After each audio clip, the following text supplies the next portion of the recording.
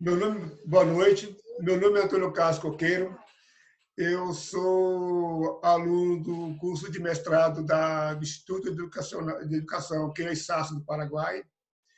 Eu vou apresentar o artigo para o primeiro colóquio de Políticas e Gestão de Educação da Universidade Federal de São Carlos, em Sorocaba. E eu estou aqui com meus colegas Alexandre Rosa, o Arthur Teixeira e Vera Belinato, que são colegas de grupo de estudos. Nós reunimos nos sábados para pesquisa, para discussão de temas e a preparação da nossa dissertação. Eu sou de Barra da Estiva, sou natural de Barra da Estiva, sou professor de Fundamental 2 e eu vou abordar nesse artigo um tema interessante e que nos inquieta todo professor e todo aquele que faz parte da educação, tanto quanto em sala de aula, quanto nos bastidores dela. E é a questão do emprego, dos recursos, da formação continuada do professor, da desigualdade em termos de base comum curricular, porque na lei fala uma coisa e na prática é outra. Então, eu vou abordar tudo isso nesse artigo e espero que o tempo seja satisfatório. Então, é o seguinte, eu vou começar ao tema com a apresentação do artigo é Epistemologia da Educação Escolar e a máscara do seu objetivo educacional, social, igualitário e democrático. Eu sou autor desse trabalho, mas eu tive tenho participação quase direta dos meus colegas, porque foi um discurso. E no resumo desse artigo, ele vai ser direto no que eu quero propor para vocês. Nesse trabalho, partindo das ideias de Michel Foucault e Pierre Bourdieu sobre educação e o papel da instituição pública, a escola democrática, igualitária e execução de seus objetivos. Então, nessa premissa desse resumo, eu estou dizendo que existe uma máscara nos seus objetivos, porque aborda uma coisa, fala uma coisa, nos anais está escrito o que deve ser feito, mas na sua prática não é dessa forma. E aí nós vemos claramente a ansiedade de querer modificar esse paradigma e a dicotomia entre a educação dentro de um mesmo espaço geográfico. Por exemplo, no Brasil, nós temos uma educação diferenciada em termos de avaliação, em termos de notas, em termos de currículo. Em relação eu falo da questão do Sudeste, do Sul, do Nordeste, Centro-Oeste e do Norte. E diz que nós temos uma base comum curricular. E onde é que está essa base comum curricular? Porque nós temos essa diferenciação todinha dentro da educação. E aí nós tivemos também a questão do desenvolvimento educacional e o investimento na educação, que não segue a base comum curricular. E aí a gente fica pensando, e onde é que está tudo isso? E aí nós vemos a questão da abordagem de Michel Foucault e de Bourdieu, que Michel Foucault ele é bem claro. Ele, Michel Punir, na sua obra, ele diz o seguinte, que existe uma diferenciação enorme na questão social. E os interesses dentro dela, para que a classe minoritária não chegue a um certo nível da pirâmide social etária. E aí a escola tem esse papel, porque existe um objetivo na escola que não mostra, que é como é que fala? A ratificação do seu objetivo direto, que está dentro do papel, mas na sua prática não está. E aí é o seguinte, aí eu venho com a questão da epistemologia. E o que é epistemologia? A epistemologia é o estudo da educação no todo, no seu todo tempo.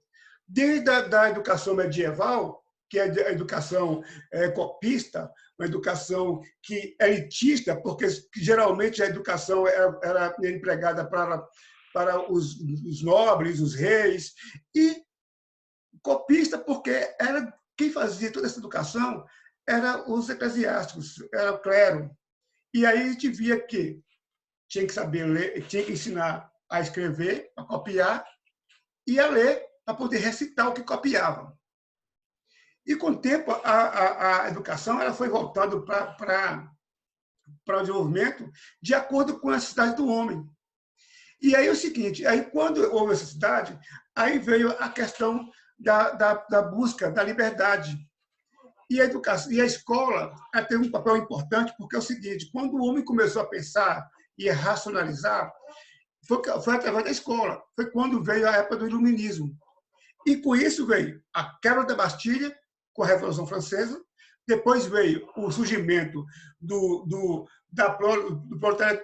proletariado derivado dos vassalos que saía dos feudos.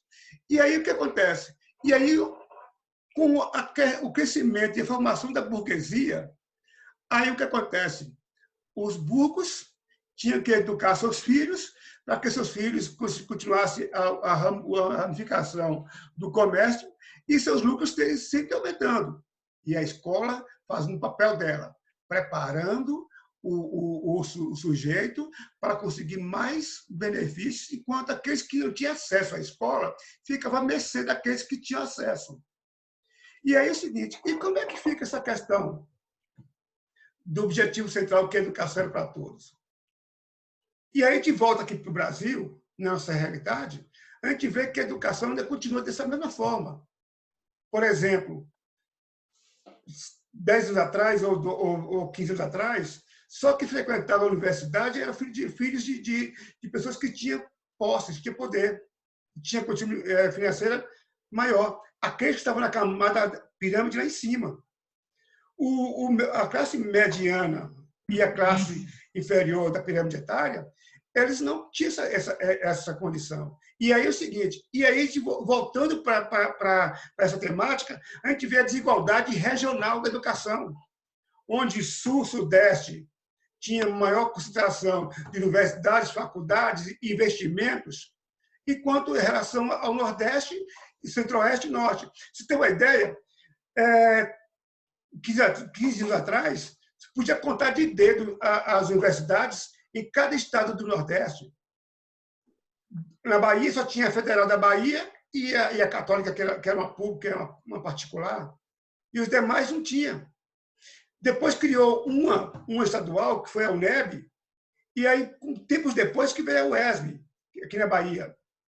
Isso foi só no Pernambuco, foi no Ceará, foi na Paraíba. Então, enquanto isso, cada canto do Sudeste e do Leste, e do Sudeste, Sudeste e Sul, cada lugar desenvolvido tinha uma universidade, ou tinha um campus de universidade.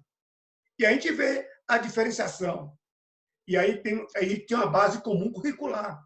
E como é que essa base comum curricular não funcionava? Antônio, e aí, a gente está chegando ao último minuto e eu queria colocar que o seu trabalho ele é inquietante, né? Você coloca aí com base em Vallon, em Bourdieu e em Foucault, né? Várias indagações falando sobre o sistema educacional que vem promovendo. Será que eles vêm promovendo uma escola com a educação epistemologicamente escolar? E mais abaixo, quando você cita os autores, você coloca a escola não deve, você se posiciona colocando que a escola não deve ser uma máquina de reproduzir um ser alienado. A escola não pode ser um aparelho de sustentação elitista e de perpetuação de sistema atrelado ao mais ajustado e com melhor situação que tem a possibilidade de sobressair mais do que o outro dentro de uma sociedade tão injusta. Né? Então, o texto ainda continua discorrendo. Então, eu estou colocando aqui o ponto de vista que eu observei, né, no seu trabalho, um trabalho inquietante e, ao mesmo tempo, questionador no sentido de trazer luz a essa máscara demagógica, social, relacionada à educação elitista e àquela que realmente é praticada. Obrigado pela participação, Ari. Isso foi um ponto primordial nesse meu trabalho. E ainda a gente vê como é que a coisa, se a gente olhar pela questão histórica, nós temos o seguinte: o Brasil, um país, foi uma colônia de exploração portuguesa, aí vem os seus vizinhos, que foram uma exploração de um país da Espanha, também de exploração, e aí a gente vê uma diferenciação nos Estados Unidos e Canadá, que foi uma colônia de expansão. E aí você vê o nível de educação, a formação de educação, as leis curriculares e educacionais desses países que foram de colônia de expansão e de expansão. A gente vê a diferença com a de exploração. E, para você ter uma ideia, segundo alguns estudos, o Brasil hoje contemporâneo, ele está 100 anos atrás da Evolução Americana. Então, com isso, eu fecho a minha apresentação. Eu quero agradecer a meus colegas pela participação. Eu quero agradecer à Universidade Federal de São Carlos pela oportunidade de apresentar esse trabalho. E, com isso, eu desejo a vocês uma boa noite, que vocês tenham muita paz, saúde e alegria nas suas vidas. Muito obrigado e até a próxima.